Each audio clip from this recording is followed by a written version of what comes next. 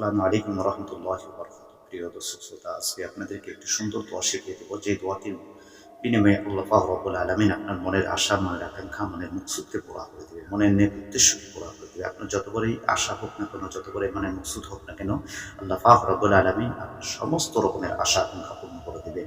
আল্লাহ পাকের এই সুন্দর একটি সিফাতি নাম, এই সিফাতি নামটি যদি আপনি আল্লাহর উপরে একই বিশ্বাসের সহিত মাগরিবের নামাজের পরে অথবা এশার নামাজের পরে, মাগরিবের নামাজের পরে অথবা এশার নামাজের পরে উযু অবস্থায় কাবা শরীফের দিকে মুখ করে আপনি 1001 বার এই দোয়াটি পাঠ করবেন। 1001 বার যদি আপনি পাঠ করতে পারেন, ইনশাআল্লাহ আপনার মনের মকসুদ আল্লাহ পাকের দরবারে আপনার মনের আরজি কবুল হয়ে যাবে। আপনাকে বলতে হবে বিসমিল্লাহ, প্রথমে একবার বিসমিল্লাহির রহমানির রহিম, ইয়া খালিসু ইয়া মুখলিসু, ইয়া খালিসু ইয়া মুখলিসু। এই দোয়াটি আপনি যদি করতে পারেন, ইনশাআল্লাহ আল্লাহ পাক আপনার মনের আশা আকাঙ্ক্ষা পূর্ণ